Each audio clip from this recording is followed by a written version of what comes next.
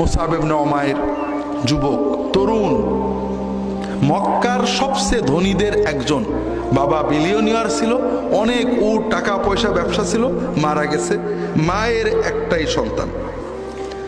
সকালে যে জামা পরে বিকেলে পরে না, এত দামি আতর পরে রাস্তায় গেলে মানুষ তাকিয়ে থাকে। এই যুবকের কাছে দ্বীনের দাওয়াত পৌঁছেছে, গোপনে ইসলাম গ্রহণ করেছেন। হঠাৎ মা খবর পেয়েছে মুসলমান হয়েছে তোমার ছেলে।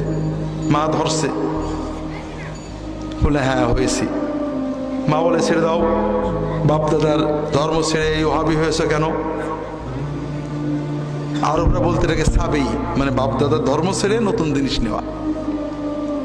আমরা যেমন বলি ওহাবি। বলে না আম্মা ছাড়বো না। মা অনুরোধ করেছে শুনিনি, মা জেদ করেছে শুনিনি, মায়ের জেদ বেড়েছে, মা ছেলেকে বেঁধে রেখেছে, খেতে দেয় না। 2 দিন 3 দিন চলে গেছে, মা আশা করছে যে ছেলে এখনই আমার কথা শুনে খাবে, ছেলে আর খাই না। মায়ের মন তো একজন বুঝিয়েছে, ছেলেকে বেঁধে মেরে ফেলে কি হবে, ছেড়ে দাও, যা করে করো। শেষ পর্যন্ত মা ছেড়ে দিয়েছে, কিন্তু আমার বাড়ি তোর ঠাঁই নেই। যে যুবক সকালে যে কাপড় পরতেন বিকালে পরতেন না, সেই যুবক একটা কাপড়ই নিয়ে হিজরত করলেন। রাসূলুল্লাহ সাল্লাল্লাহু আলাইহি ওয়াসাল্লাম দ্বাদশ নবুয়াতি বছরে এই 12 জন মুসলমানের সাথে তাকে পাঠালেন মদিনায় দ্বীনের দাওয়াত দিতে। কি সুন্দর দাওয়াত দিয়েছেন। পরের 1 বছর না যাইতে মদিনার অধিকাংশ মানুষ মুসলমান হয়েছে এবং 75 জন লোক মুসলমান হয়ে নবীজিকে মদিনায় নেওয়ার জন্য নবুয়াতের 13তম বছরে জিলহজ মাসে হজের সময় মক্কায় চলে এসেছে। সুবহানাল্লাহ। কেমন দাওয়াত দিতেন! ওই মদিনার লোকেরাও বিরোধিতা করত। মাতবররা শুনেছে গরিব যুবক এরা মুসলমান হয়ে যাচ্ছে।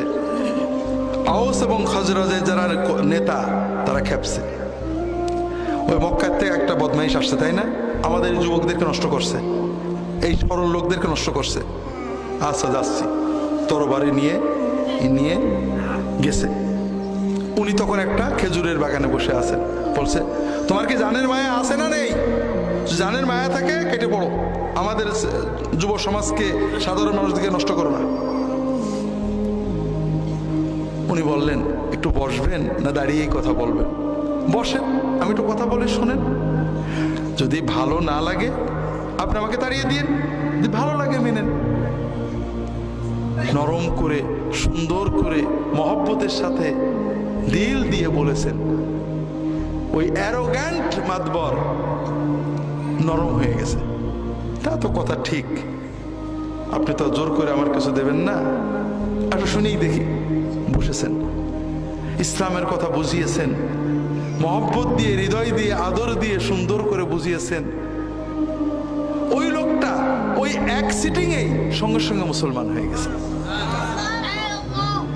এইভাবে বিনয়ের সাথে, ভালোবাসার সাথে, আদরের সাথে, তাকওয়ার সাথে হৃদয়ের সবটুকু অনুভূতি উজাড় করে দিয়ে মদিনার দাঁড়ে দাঁড়ে নারীর কাছে, পুরুষের কাছে, শিশুর কাছে, কিশোরের কাছে, মাতবরের কাছে, কমন পিপুলের কাছে মুসআব ইবনে উমাইর গিয়েছেন, তার সাথীরা গিয়েছেন।